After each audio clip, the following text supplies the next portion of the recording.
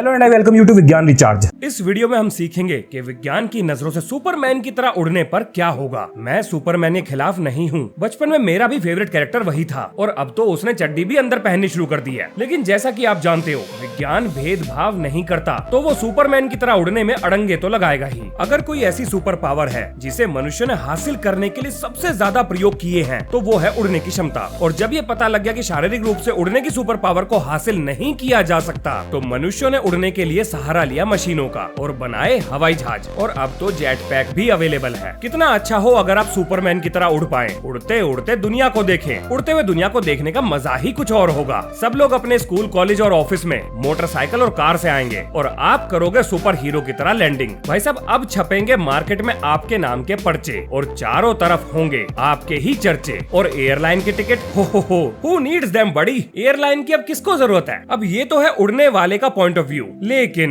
ये सारा ड्रामा देखकर विज्ञान के इरादे ठीक नहीं हैं। तो चलिए अब विज्ञान की भी सुन लेते हैं। और सच कहूँ तो विज्ञान का पॉइंट ऑफ व्यू जानने के बाद मुझे नहीं लगता कि आप सुपरमैन की तरह उड़ने के बारे में सोचोगे भी। अब इस वीडियो के लिए हम ये मानकर चलेंगे कि आपके पास सुपर स्ट्रेंथ नहीं है, आपके पास बस फ्लाइट की सुपर पावर है, बोले तो उड़ने की सुपर पावर है। और हम इस चीज की डिटेल में भी नहीं जाएंगे कि उड़ने के लिए आप थ्रस्ट कहाँ से जनरेट कर रहे हो, क्योंकि अगर मैं उन चीजों को पकड़कर बैठ जाऊं तो मुझे नहीं लगता ये वीडियो कभी भी खत्म हो पाएगी। तो थोड़ी देर के लिए मान लेते हैं कि आपके पास उड़ने की पावर है और आप उड़ भी रहे हो। अब ऐसी स्थिति में विज्ञान आपके खिलाफ क्यों खड़ा है, चलिए उस पे बात करते हैं। जैसा कि आपको पता होगा, धरती के एटमॉस्फेयर की स्पेस के साथ कोई डायरेक्ट बाउंड्री नहीं है, पर अपने समझने के लिए हम धरती की सतह से 100 किलोमीटर ऊपर कार्मेन लाइन तक एटमॉस्फेयर को मान लेते हैं। ये अंदाजा है, एग्जैक्ट बाउंड्री नहीं होती है। तो जी अगर हम 100 किलोमीटर तक धरती के एटमॉस्फेयर की बाउंड्री को मान लें, तो यहाँ पर आपके लिए जानना बहुत जरूरी है कि धरती का एटमॉस्फेयर यूनिफॉर्म तरीके से फैला हुआ नहीं है। उसकी डेंसिटी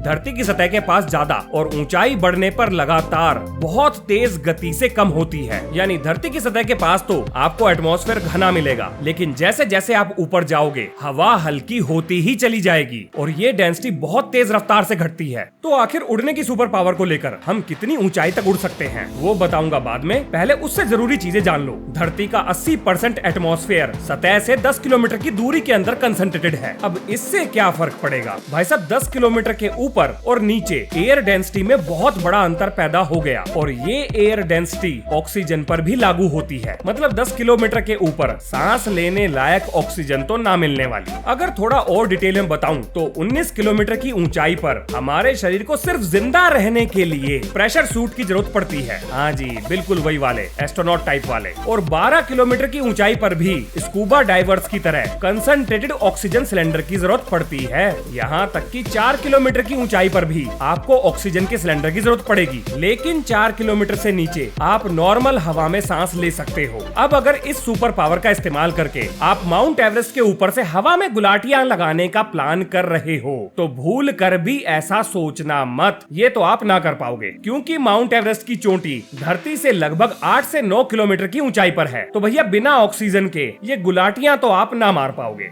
अब जो भी मैंने यहाँ पर बताया ये सिर्फ सजेशन है। असल में ऐसा कोई प्रयोग किसी भी इंसान पर किया ही नहीं गया है। यानी ऐसा भी हो सकता है कि ज्यादा ऊपर उड़ने के चक्कर में आप तुरंत बेहोश हो जाओ। चलो एक मजे की बात बताता हूँ। क्या आपको पता है कि हवाई जहाज में रैपिड डिकम्प्रेशन के समय ऐसा क्यों कहा जाता है कि सबसे पहले अपना मास्क पहनो और बाद में दूसरे की मदद करो? बोले तो अपनी जान बचाओ, बाद में दूसरे को बचाना। क्योंकि भैया अल्ट्रा थिन एयर में होश में रहने के लिए आपके पास कुछ मोमेंट ही होते हैं। उदाहरण के लिए 40,000 फुट की ऊंचाई पर ऑक्सीजन की कमी के कारण आप 5 सेकंड में बेहोश हो जाओगे। और अगर आपने इस सुपर हाइट से एक सुपर क्रैश किया तो आपकी सुपर पावर वाली सुपर जिंदगी सुपर डुपर तरीके से खत्म हो जाएगी। अब दूसरा एल्टीट्यूड फैक्टर जो आपके उड़ने में अड़ंगा अटका रहा है वो है टेम्परेचर। जैसे जैसे ऊंचाई बढ़ती है वैसे वैसे तापमान भी घटता है। पर क्यों, यही बताऊंगा। अब अगर थोड़ी बहुत थर्मोडायनामिक्स की नॉलेज है तो आप ये जानते होंगे कि किसी सिस्टम के अंदर कितनी हीट एनर्जी होगी ये उस सिस्टम के मास पर निर्भर करती है। किसी सिस्टम में जितना ज्यादा मास होगा उतनी ही ज्यादा हीट एनर्जी भी होगी। अब जैसे जैसे आप ऊपर जाओगे ठीक उसी रेशो में मास पर यूनिट वॉल्यूम भी घटेगा। तो अब ऊंचाई के साथ साथ हीट एनर्जी भी घटेगी।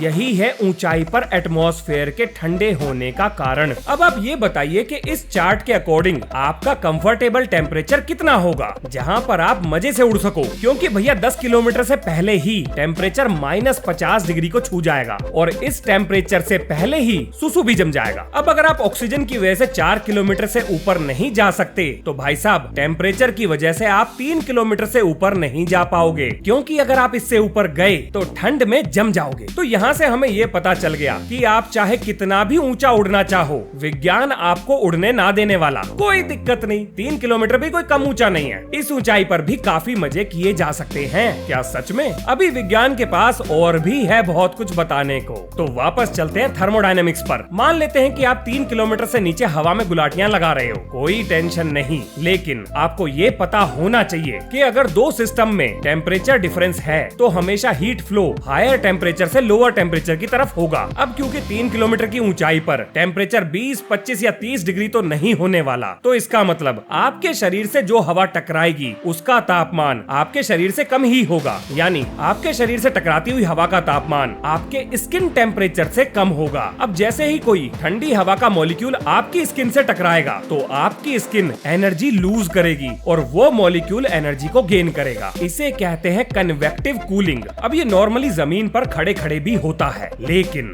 उड़ते हुए कन्वेक्टिव कूलिंग ज्यादा होगा, क्योंकि अब आपने अपने शरीर को हवा से टकराने के ज्यादा मौके दे दिए और जितनी तेज रफ्तार पर आप उड़ोगे उतनी ही ज्यादा कन्वेक्टिव कूलिंग होगी। इसी वजह से आपको हवा ठंडी महसूस होगी। अब अगर मान लें कि आप ताबड़तोड़ रफ्तार पर हवा में उड़ते हुए जा रहे हो तो अब आपको महसूस होगा विंड चिल, जिसके हिसाब से जितनी ज्यादा तेज रफ्तार होगी उतना ही ज्यादा आपको ठंडा महसूस होगा। अगर आप 100 किलोमीटर की रफ्तार पर भी जा रहे हो तो विंड चिल की वजह से 2 मिनट के अंदर ही आपको फ्रॉस्ट बाइट पकड़ लेगी। अगर ये सब भी आपको उड़ने से नहीं रोक पाया, कोई दिक्कत नहीं, हवा में आप अकेले तो उड़ नहीं रहे हो, यहाँ पक्षी और एयर ट्रैफिक आपको दोनों मिलेंगे और गलती से आप अगर किसी से टकरा गए तो ये आप पर ब्रेक लगाने के लिए काफी होगा। मान लेते हैं हवा में मस्ती करते हुए आपसे एक पक्षी टकरा गया, तो पहले ये देख लो कि एक पक्षी जहाज का क्या हाल कर सकता है और उसके बाद बाकी का अंदाजा आप खुद ही लगा सकते हो। ये है एक बर्ड के द्वारा प्लेन से टकराने पर जनरेट की गई फोर्स। अब अगर ये धातु से बने हुए एयरक्राफ्ट का ये हाल कर सकती हैं, तो जरा सोच कर देखिए कि अगर ये आपसे टकराई तो क्या होगा। अब इसके बाद नंबर आता है गवर्नमेंट का। मान लेते हैं आपको किसी ने उड़ते हुए देख लिया और अब उसने गवर्नमेंट को ये बता दिया कि भाई साहब एक आदमी हवा में गुलाटियां मार रहा है, उसके पास उड़ने की नई नई सुपर पावर आई है और वो बंदा उड़कर कहीं भी जा सकता है। तो इसके बाद आप धर लिए जाओगे और आप पर किए जाएंगे प्रयोग। पर 1% मान लेते हैं कि चाचा विधायक हैं आपके और किसी तरह से आप अपने ऊपर किए जाने वाले प्रयोगों से बच जाते हो, तो भाई साहब समाज और सरकार के द्वारा बनाए गए रूल्स एंड रेगुलेशन का पालन तो आपको भी करना पड़ेगा। अब आपको चाहिए एयर ट्रैफिक कंट्रोल का डाटा और मौसम की जानकारी, बोले तो मेट्रोलॉजिकल डिपार्टमेंट का डाटा भी, बोले तो कंप्लीट एयर स्पेस मैप। हाँ जी, एयर स्पेस का मैप भी होता है। और प्रतिबंधित जगहों के ऊपर से तो बिल्कुल भी मत उड़ना, नहीं तो जेल में डाल दिए जाओगे। अब इन सारी चीजों की जानकारी आपको क्यों चाहिए? अब उदाहरण के लिए मान लेते हैं कि आप इन सारी जानकारियों को साइड में रखकर उड़ने के बारे में सोच रहे हो, तो भाई साहब हवा में उड़ते हुए अगर गलती से राफेल एयरक्राफ्ट की कोई मिसाइल आपसे टकरा गई या आप किसी एयरक्राफ्ट से टकरा गए, तो भाई साहब उसके बाद भरे जाएंगे खर्चे के पर्चे अगर आप जिंदा बच गए। और अगर जिंदा नहीं बचे तब क्या ही करोगे ऐसी सुपर पावर का। इसलिए किसी सुपर पावर को हासिल करने से पहले एक बार विज्ञान से सलाह जरूर कर लेना, क्योंकि विज्ञान कभी झूठ नहीं बोलता। अब एक आदमी ऐसा है जिसने विज्ञान से सलाह मशवरा करने के बाद उड़ने की सुपर पावर हासिल की है और वो है मार्वल कॉमिक्स का आयरन मैन, बोले तो अपना टोनी स्टार्क। अब आप में से बहुत सारे लोग मेरे से आयरन मैन के सूट के ऊपर भी वीडियो बनाने के लिए बोल रहे हैं। तो देखो भैया, आयरन मैन मुझे भी बहुत पसंद है, लेकिन अगर मैंने आयरन मैन के ऊपर वीडियो बनाई तो बहुत सारे लोगों का दिल टूट जाएगा। तो आयरन मैन को छोड़ दो, वो ऐसे ही ठीक है। तो क्या लगता है आपको, क्या बिना किसी और सुपर पावर के सिर्फ उड़ने की सुपर पावर क्या अभी भी आपके किसी काम की है? लिखो अपना जवाब कमेंट में। मिलते हैं नेक्स्ट वीडियो में। जय हिंद, जय भारत।